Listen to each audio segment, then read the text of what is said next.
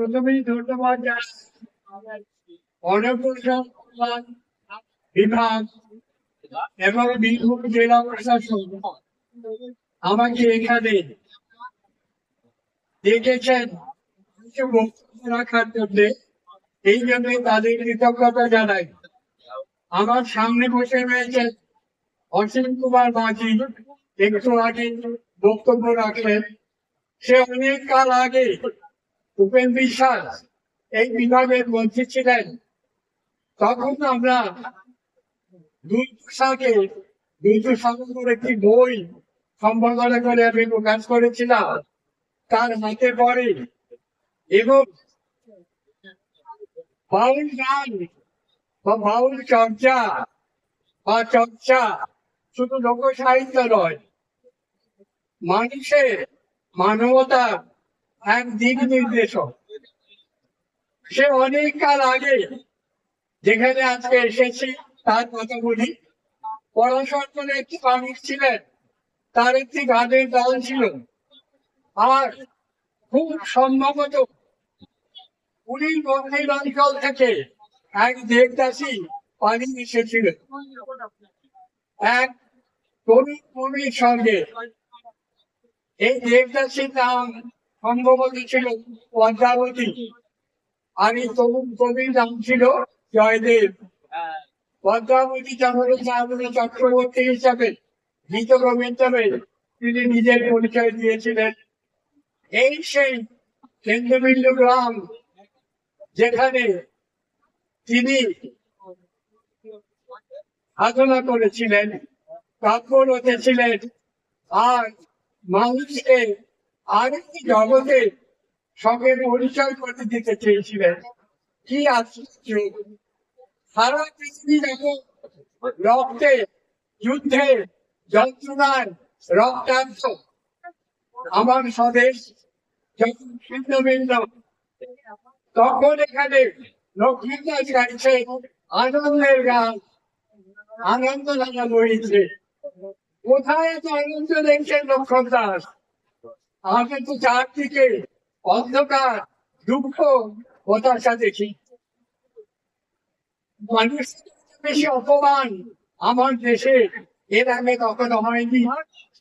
এক বৃদ্ধ গায়ক গলাকে দিশার্পে তুলে কাজ, কি অসাধারণ মানবতার গান শুনেছেন। মানুষ মিথ্যা নয়, মানুষ সত্য। সেই সময় যখন মানুষ মানুষকে হত্যা করছে, যখন মানুষ মানুষকে দেখে ভয় পায়, যখন মানুষের মধ্যে এই বেদিনী নির্মিত হয়ে উঠেছে, বলছিলাম কি এই সময় মান্য মহাজন এবং বাউলের বাউল সাহিত্য নয়, ভারতীয় মাটি বঙ্গমালি রবীন্দ্রনাথ এবং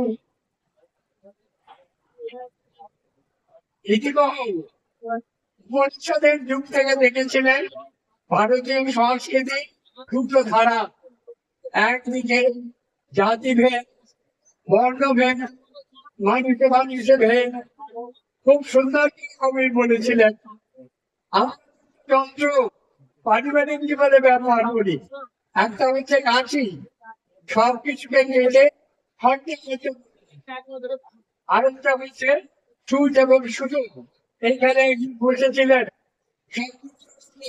দিয়ে জামা বানিয়েছেন, সূর্যটা দিয়ে সেলাই করে। এই ভারতবর্ষে মানুষের অধিকার বঞ্চিত করে সূত্র অঞ্চলকে আমরা মনোনীত করতে শিখেছি। জাতিভেদ, বর্ণভেদ, ভাগ্য বিচার, পূর্বজন্মের কর্মফল দিয়ে মানুষকে প্রণালিত করে এই ভারতবর্ষে ঘটেছে। আর একদিকে উচ্চারিত হয়েছে শ্রীরামকে বিশ্বে এই বিশ্বে তোমরা শুধু প্রতিটি মানব সমাজের পুত্র। একদিকে মানুষের অবস্থ, আর একদিকে মানুষের চূড়ান্ত জিজ্ঞাসা, ভরভোগের মতো। এই মৃত্তিকা রঙী মানুষের যে মহান পরিচয়, এই পরিচয়কে তুলে ধরে। এইটা তুলে ধরতে গিয়ে আমি এক মহান সাধক আজীবন প্রাণের অস্ত্র দিয়ে তিনি লড়াই করেছিলেন দ্বিজাতি তত্ত্বের জাতিভেদের বিরুদ্ধে, বর্ণভেদের বিরুদ্ধে, মানুষের অধিকারের বিরুদ্ধে হরিশপুর বলে একটি গ্রাম। এই গ্রামে ঝলুমন্ডলী 4 ছেলের কনিষ্ঠ ছেলে ছিলেন শুধু মল্লিক বা দুজু শাহ। সম্ভবত 1841 সালে, সালটা একটু মনে রাখবে, তার জন্ম হয়েছিল। আর তার মৃত্যু নিয়ে মতভেদ আছে। কারো মতে 1919, কারো মতে 1911। 1919 সালে মহাযুদ্ধ ঘটে গেছে, তারপরে বেঁচে ছিল। আর 1911 সালে বর্ণভঙ্গ ঘটে গেছে, তারপরে ছিলেন। গ্রামে বাবা একটু বড় লোক ছিল। এই বড় লোকের ছেলে আরবি, ফার্সি, ইসলামী তত্ত্ব শিখেছিলেন মাদ্রাসায়। তারপর গ্রামের হিন্দুরা ছিল, একটি বিদ্যালয় ছিল। এইখানে সঙ্গীত করেছিলেন। গোটা ছিল গানের ভাবে। এই গ্রামে অদূরে ছিলেন আর এক মহান পদকর্তা পণ্ডিত সাহ। এই গ্রামে গান হতো। আপনারা জানেন রানের বাংলা যেটু বলে নষ্ট হয়ে গেছে। আদিতে বাংলা হতো, বাউলের মধ্যে প্রশ্ন গান। এক বিষয় নিয়ে শিষ্য পালা করত এবং এই বানার সূত্রে গান চলেছিল। লালন আজীবন পালা করেছিলেন বাংলাদেশে বা উত্তরবঙ্গে। এখনো বাংলার গুরু শিষ্য পরিবেশিত হয়। এই গান এখানে খুব হতো। এই গানের সঙ্গে তিনি যুক্ত ছিলেন। লালন বিখ্যাত সাধক গায়ক, তার সঙ্গে কিন্তু পাল্লা করতেন, কিন্তু পাল্লা করতেন। অবশেষে লালনের সিদ্ধান্ত দেন এবং শেউলিয়া গ্রামে গুরুর বাড়ির কাছে নিজের বাস রচনা করেন। তারপরে আছে কথা, দিদি গেছে সাইয়ের কদমে শেউলিয়া গ্রামে জোলার সঙ্গে জাহাজ গেছে গোলাজির ঘায়ে পেয়েছিল। জাহাজ বিসর্জন দিয়ে জোলাদের গ্রামে, জানেন কিনা জানি না, মুসলমান সমাজে অলিখিত জাতি কিনা হিন্দু রাজের বিরুদ্ধে লড়াই আছে। জোলা বা সাধু মুসলমান, মুসলমান সমাজের নিচু যা এখনকার ভাষা ওবিসি, শহীদ রাজের সঙ্গে বিয়ে দেয় না। এইখানে তিনি দিন কাটিয়েছেন। কিন্তু 1819 সালে 1 কার্তিক লালন দেহ রাখে, যুদ্ধ ফিরে যান তার নিজের গ্রামে। এই নিজের গ্রাম, এই গ্রামটির নাম কিন্তু একটু অন্যরকম ভাবে আমি পাচ্ছি। এখানে যেটা বলা হলো সেটা নয়, হরিশপুর গ্রাম। এইখানে দুর্দূর সন্তানে ছিল কিনা বলা মুশকিল।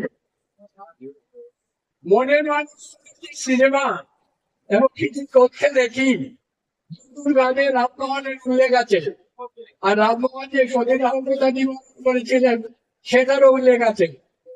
শোনা যায় চিতা থেকে এক সতীকে রক্ষা করে তার সঙ্গেই তিনি জীবন অতিবাহিত করেছিলেন, শোনা যায়। যে গ্রামে তিনি জীবন কাটান সম্ভবত সাধক বাবুদের সন্তান হয় না, লালনের ছিল না, সম্ভবত তারও ছিল না।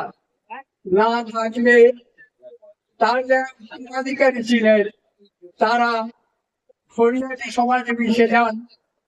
লালনের বাড়ি ছিল না, ঘর ছিল না, সমাধি ছিল না, গানের কথা ছিল না, সমস্ত মুছে দেওয়া হয়েছিল।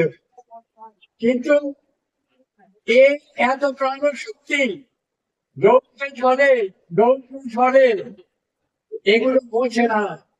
দুরন্ত লোহার মতো প্রাণশক্তি গানের এই সময় ভট্টাচার্য গিয়েছিলেন গান সংগ্রহ করতে। এখনই মাত্র গান পেয়েছিলেন, নতুন করে জীবনী পাওয়া যায়নি, কতটা কথা পাওয়া যায়নি।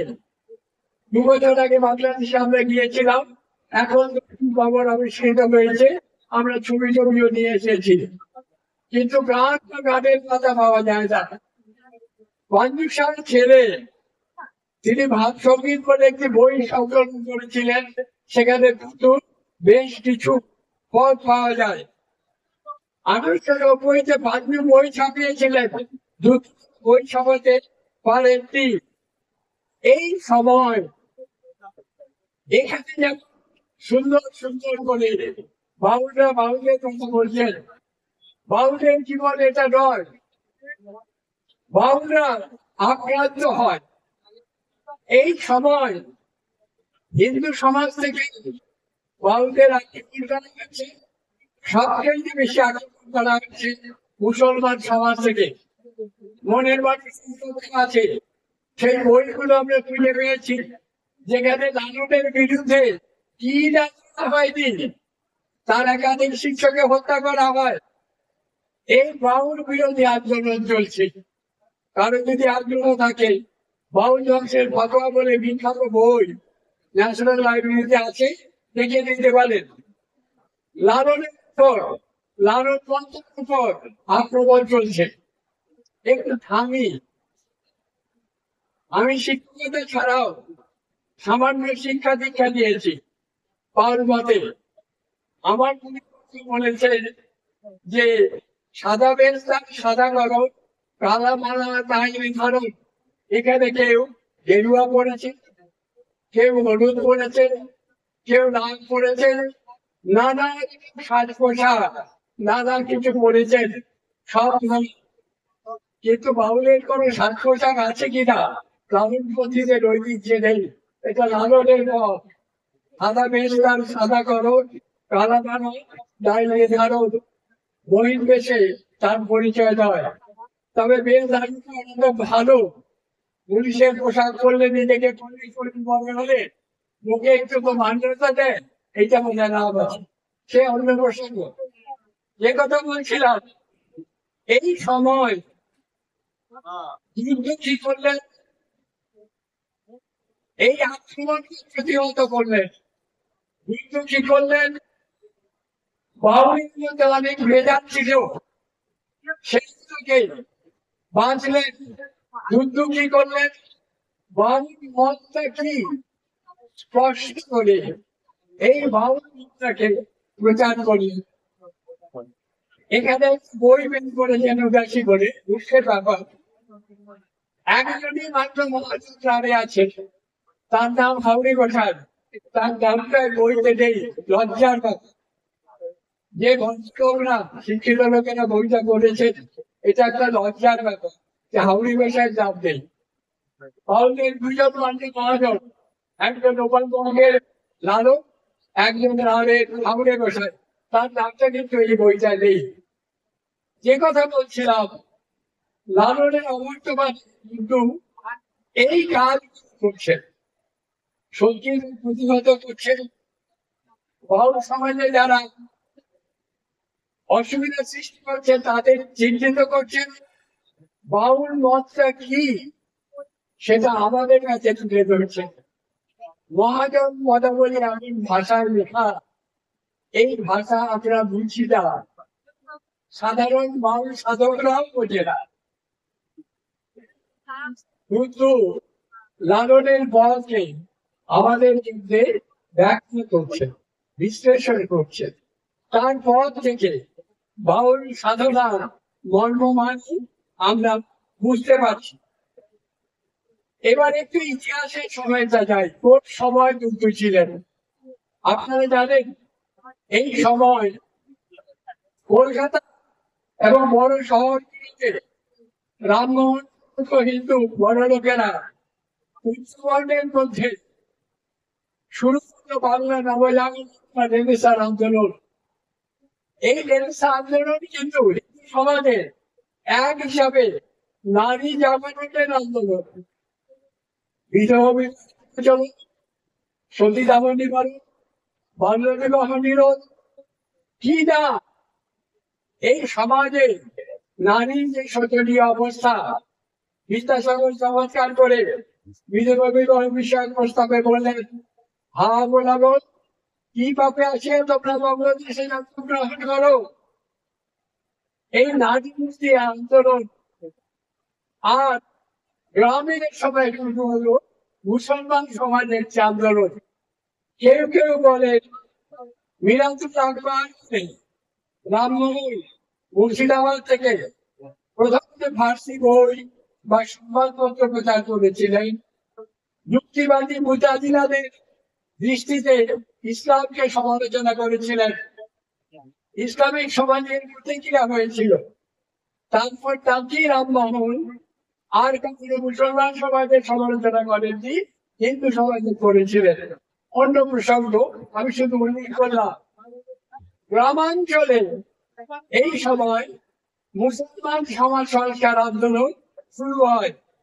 আমরা দেখি ফারাজি ওয়াহাবি আন্দোলন, পাটনার আহলে হাদিস এবং ইনায়েত আলীর আন্দোলন, জুনাপুরের কেরামত আলীরা বিপুল আন্দোলন গোটা বাংলাদেশের গ্রামেগঞ্জে শুরু করেছিলেন। আন্দোলনটা কিসের জন্য? মুসলমান সমাজকে রক্ষার জন্য না, সংস্কার করেননি। তাদের বক্তব্য আপনারা জানেন, বাউগানে প্রচন্ড সমালোচিত হয়েছে পাঁচটা জিনিস: নামাজ, রোজা, কলেমা, হজ, যাকাত। এই পঞ্চমেধা বা পাঁচটা অনুষ্ঠান প্রত্যেককে পালন করতে হবে। এর মধ্যে হজ আর যাকাত গরিব মুসলমান জন্য খরচ নয়, বৈধ নয়, কিন্তু এই বাকি তিনটা পালন করতেই হবে। এরা এইগুলো পালন না করেই মুসলমান সমাজে এই এইগুলো যেন পালন করে না, মুসলমান সমাজ থেকে আগত বাউল কবিরা নামাজ পড়ে না, অন্য নামাজ পড়ে। তারা কোনো মানুষ চায় না, প্রাণী হত্যা করে না। তাদের সাত তাদের যে আচরণ কলেমার পরিবর্তে লালনের সাইয়ের গাছকে পূর্ণিমাকে গিয়ে দেখবেন, এখন কুষ্টিয়ায় গিয়ে দেখবেন লালন সাইয়ের কালাম করে মন্ত্রের পরিবর্তে দেশি ভাষার গান। আর ধর্মচর্চার কথা হচ্ছে দেহকে কষ্ট দাও, তাহলে বৃত্ত সঞ্চয় হবে। পূর্ণগুলো ব্যাংকে সঞ্চয় করে ব্যাংকে একটা ছোট ফ্ল্যাট কিনতে পাও। সব ধর্মের এই কথা, দেহকে কষ্ট দাও। এখানে দেহকে কষ্ট দেওয়া নিষিদ্ধ। এই যে এখানে গান হবে, খাওয়া হবে, সব সময় তো তাই হয়। আনন্দের ধর্ম, দেহকে কষ্ট দিয়ে ধর্ম হয় না। প্রচলিত ধর্ম, তার সঙ্গে সত্যিকারের মানুষ সাধনা, তার কোনো যোগ নেই। যে কথা বলছিলাম, দুর্দুঃখী দেখবেন, দুর্দুর পদাবলী যদি পড়েন তাহলে দেখবেন তখন হিন্দু সমাজকে সমালোচনা করত। মুসলমান সমাজ শুধু মুসলমানদের জন্য আন্দোলন করছিল। দুর্দু হিন্দু মুসলমান সবার জন্য আন্দোলন করলেন। তাদের মতে মানুষ একটা জাতি। এই কথাগুলো এখানে আপনারা মানবতন্ত্রের কথা বলছেন, আমরা বুঝি না, অস্পষ্ট একটা কথা। আপনারা মানুষ বললে কি বোঝেন? সবার উপরে মানুষ সত্য, সত্য কথা অর্থ কি?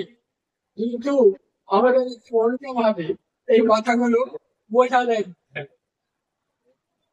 আমি শুধু বিষয় এই মানুষটি কি করেছিল আপনারা জানেন।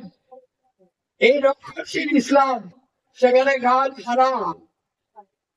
4টি পদ দুর্গ লিখেছে, চমৎকার করে বলেছে যে গান হারাম নয়।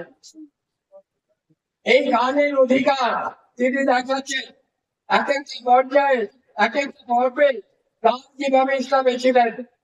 সুফিরা সাদা গান করতেন, রুমি ইত্যাদি রাজনৈতিক দরবেশ গান করতে তারা আবেগে মিলে দেয়। গান হারাম নয়, গান মানুষের সবচাইতে বৈধ একটি সংস্কৃতি। দুই, ভাষা নিয়ে আপনারা জানেন এখনো হিন্দুরা সংস্কৃতকে, মুসলমানেরা আরবিকে মনে করে দেহের বা স্বর্গের ভাষা। এই ভাষার ব্যবহার করতে হবে। পদ লিখলেন, তার আগে অবশ্য আরাকানের কবিরা লিখেছেন যে মাতৃভাষা যাদের পছন্দ হয় না তারা এই দেশ ছেড়ে অন্য দেশে চলে যাও। বর্গে জন্মে যে হিংসি বংশবাদী এদেশ ছেড়ে সে জায়গা গেল।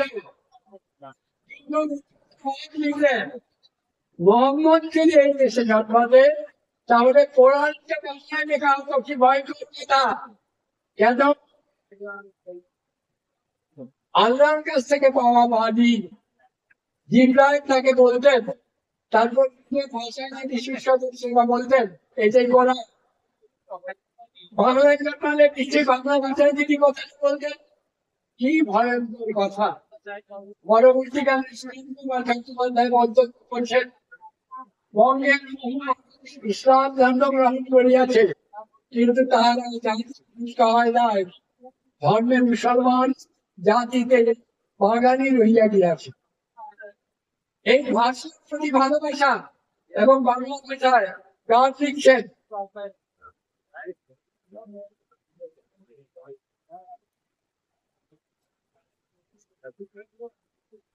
আমাদের সমাজে এখনো ভারতের মধ্যে নানা রকম প্রবাদ আছে। আমি প্রবাদ বলবো না, এত খারাপ বলে ঠিক নয়। আমরা এই সমাজ পুরুষতান্ত্রিক, নারী এখানে অবহেলিত হয়। ওই বিদ্যাসাগরের কথা বললাম, বাউলরা খুব স্পষ্ট ভাবে বলে, স্পষ্ট কথা তো বলা যায় না সমাজে, নিজেদের মধ্যে বলে, জন্মদাতা বিধাতা অভেদ, যিনি জন্ম দেন তিনি স্রষ্টা, তিনি খোদা। আমি বলছি না, রবীন্দ্রনাথ চাইছেন তিনি বড় কবি জানি, যার ছিল হাসান রাজা, তার একটি পদ আছে, পদটা বলি, নারী মেঘ মানে ভাই, নারী মানবে গুরু মারা হয়। সরি, এটা হচ্ছে বাঞ্জু সাহেব পদ। নারী মেরোটারে ভাই, নারী মানবে মারা হয়। আল্লাহ তিনি নাম রেখেছেন চৈতন্য গোসাই। এই আনন্দের কথা মনে, ইনি তো আনন্দ শক্তি, ইনি চিন্তানন্দ। চমৎকার করে হাসান রাজা লিখছেন, হিন্দুয়ে বলো তোমার রাধা, আমি বলি খোদা, মোল্লা মুসলিম শুনিলে দেয় বাধা। রানী হামে চেষ্টা করছেন, দাঁড়িতে হরি, হরিতে রানী। ঋগ্বেদে হরি শব্দটা উচ্চারণ আছে, সাধকরা জানে কিন্তু বলা যায় না, বাইরে বললে তো পারবে। ঋগ্বেদে হরি শব্দটা আছে, কোন দেবতাকে বোঝায় না, যিনি জ্ঞান করেন আর যিনি অজ্ঞানতাও হরণ করেন তিনি হরি। হরিতে রানী, রানীতে হরি। হাউরি বসায় বিখ্যাত গানের মতো। এইবার জায়গাটায় আসি, এই এতক্ষণ আমরা আলোচনা করছিলাম প্রথম মুসলমান সমাজের মৌলানা আকরাম খাঁ বা বিখ্যাত লোকেরা মুসলমান সমাজ থেকে যারা রয়েছেন তাদের বলেন এরা বৈষ্ণব চৈতন্য সম্প্রদায় হয়ে গেছে। এদের জাতটা কি? দূর বিখ্যাত পদ আছে যে আমরা কি বৈষ্ণব বাউলের ধর্ম এক নয় তো ভাই, বাউল ধর্মের সাথে বৈষ্ণবের যোগ নাই। বিশেষ সম্প্রদায় বৈষ্ণব পঞ্চতন্ত্রে করে যত তুলসী মালা অনুষ্ঠান সদাই বহুত মানুষ লাগে, যেথা নৃত্য বিরাজে বস্তু বজে দানি সঙ্গীতায় যার সৃষ্ট অষ্টমতায় আপনার জীবন সাজানো দেবে না।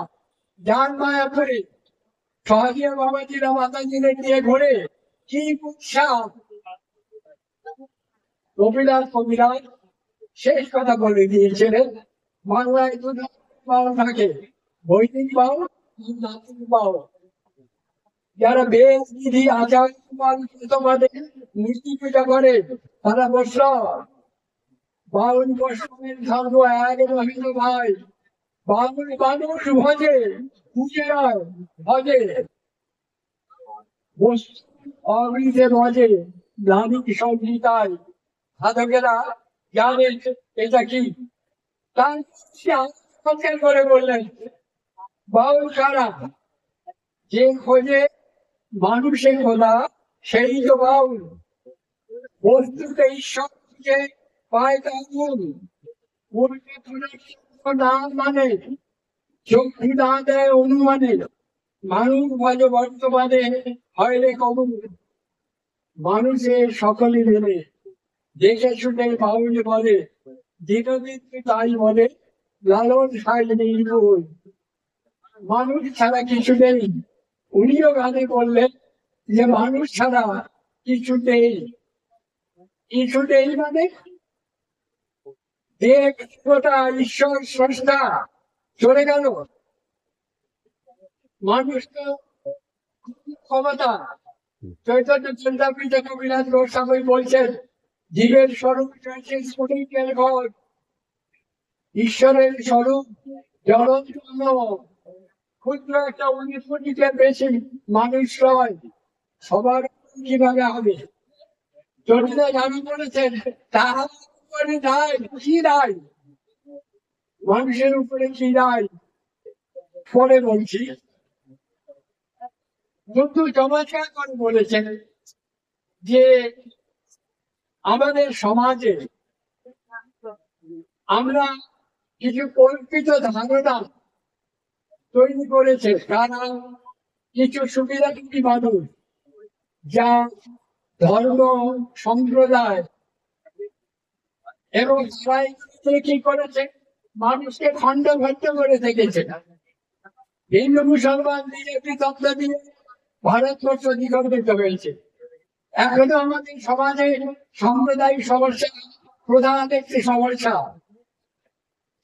এবং মানুষ সবাই আলাদা। আমি বিকাশের পথটা জানি না, এখানে বহু সাধকেরা জানেন কিনা আমার ধারণা গোটা পথটা কেউই জানেন না, অথচ পথটা ছাপা আছে। কেন মানুষ দ্বিজাতি মানুষ মানি না? বাউলরা লালন এবং শুধু দেখাচ্ছে মানুষের সৃষ্টি কিভাবে হচ্ছে। তারা দেখাচ্ছে রাসায়নিক দ্রব্য রস এবং বীজ এর মিলনে সৃষ্টি হচ্ছে মানুষ। সমস্ত মানুষ একভাবে সৃষ্টি হয়েছে, আর অন্য ভাবে নয়। আরো ভয়ঙ্কর কথা একটু আগে আপনারা শুনেছেন, নারীকে হচ্ছে জন্মদা বিধাতা হবে কেন? উপনিষদের বিখ্যাত কথা, এক হয়েছে অনন্তের জন্ম। কিন্তু একটা বিখ্যাত পদ সেখানে বলছে আমরা বর্তমান মানি, অনুমান মানি না। শিষ্ট বৈষ্ণবেরা বৈদিকতা অনুমান মানেন।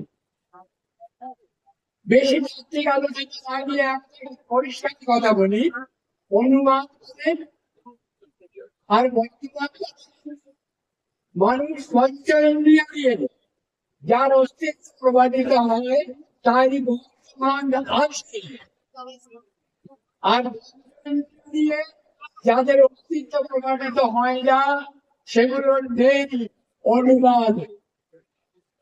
প্রত্যেক ভাষায় এইরকম শব্দ আছে, শব্দ আছে বস্তুটা নেই। যেমন ধরি বস্তুটা আছে, শব্দটা আছে জল, আর ঘোড়ার দিন শব্দটা আছে, বস্তুটা নেই। স্বর্গ, পরকাল, ঈশ্বর, অভিমান, কি ভয়ঙ্কর কথা।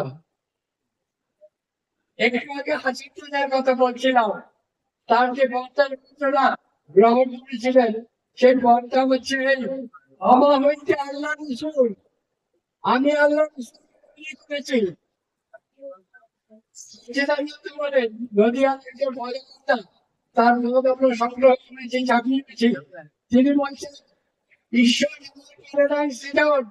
আমি করেছি স্থাপন, আমি কল্পনা করে ঈশ্বর বলেছি, সেই জন্য ঈশ্বর আছে। কি ভয়ঙ্কর কথা। আমি জমিতে সেটা ফলতা দিয়ে শেষ করবো, তার আগে একটা কথা বলি। একটু আগে বলছিলেন, যিনি সেই গানটা বললেন যে মানব জীবন হয়, দেব দেবতা গণ করে আমাদের জন্ম নিতে মানবে,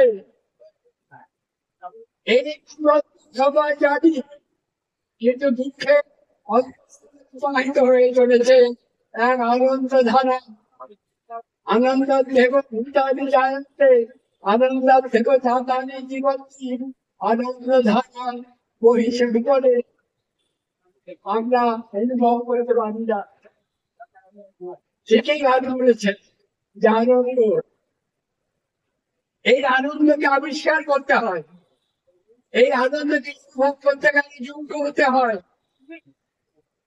এবং লালন খুব সুন্দর করে বলছেন, মানুষে হবে মাধুর্য ভজন, তাই যে মানব ঘটলে রাজ্য।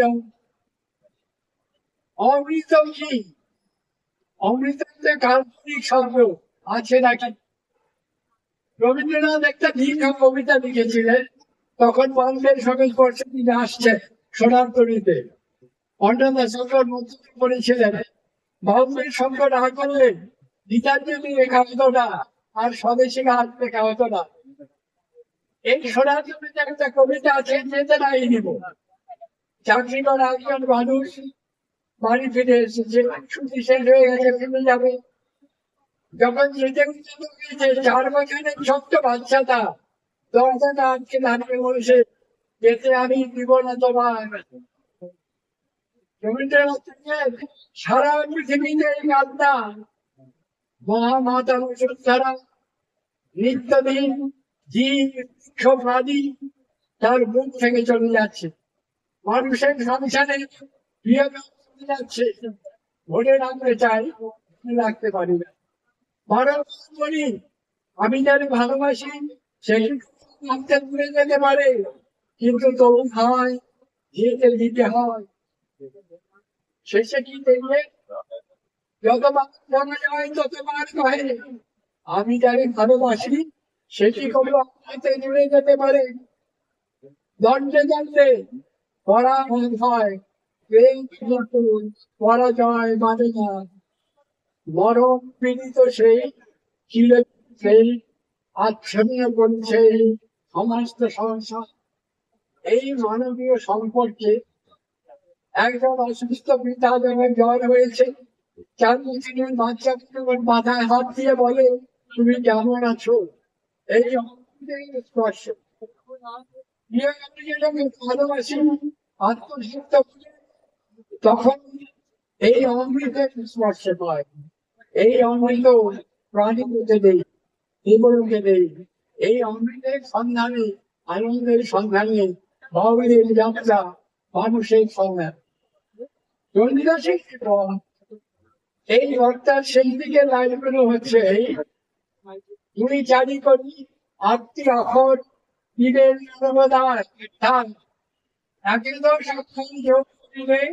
একটি আখর হয়, তার মানে একটি আখর দেহ। এটা ব্যাখ্যাটা নিয়ে তা করলে খুশি হবে। যেহেতু সাধকেরা জানে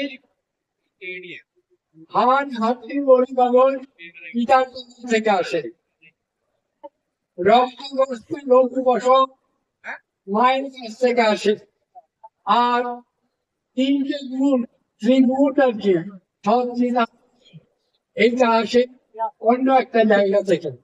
এই 11টা উপাদানে গঠিত হয়।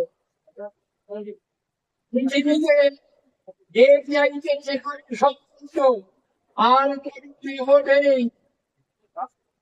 যেমন কবি বলছেন কৃষ্ণের যতগুলি নাম সত্য নবল্লাম নরম তাহার স্বরূপ মুজির মুসলমানের নরমতি খ্রিস্টানের অধমে কৃষ্ণের স্বরূপ অবাক করে আর সত্য নেই। মানুষের অনেক কল্পনা, এই মানুষ তত্ত্ব, এই মানুষ সাধনা, এই মানুষের ভালোবাসা, এই মানুষের মধ্যে এই তত্ত্বকে প্রচার করি। কি জাতি তত্ত্ব আমরা মানি না, জাতিভেদ মানি না, মানুষের দেবতা, মানুষের মনোভাব কি করে সে মুর্দাকে মানি বুদ্ধ বলেছেন জীবন্ত মানুষের সেবা পূজা।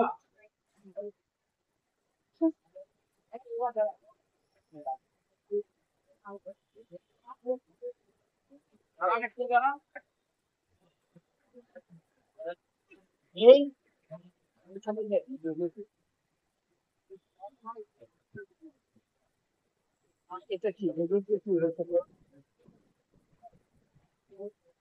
এই জীবন্ত মানুষের সেবা পূজা, এই মানুষ তত্ত্ব কোনো স্পষ্ট কথা নয়। দেখবেন ইসলামী কথাকে ব্যাখ্যা করছেন আল্লাহ সমস্ত মানুষ জীবে নরে নারায়ণ, আর কোন নারায়ণ নেই, আর দেবতা নেই। কিন্তু জবানকার আরো ভেতরের কথা আছে মানুষকে, মানুষ কথাটা সে জানে সম্ভবত নারী সন্তান একটু বলছেন তার কাহিনী বেশি আমি গুরুত্ব করি। ভাষা সংস্কৃতি আমাদের মাটির ঐতিহ্যকে তিনি মানুষের কাছে তুলে ধরছেন, মানুষকে মানুষের মধ্যে ভাবতে শেখাচ্ছেন। সেই দিকে আমার শ্রদ্ধা, সর্বজন আমার গুণা।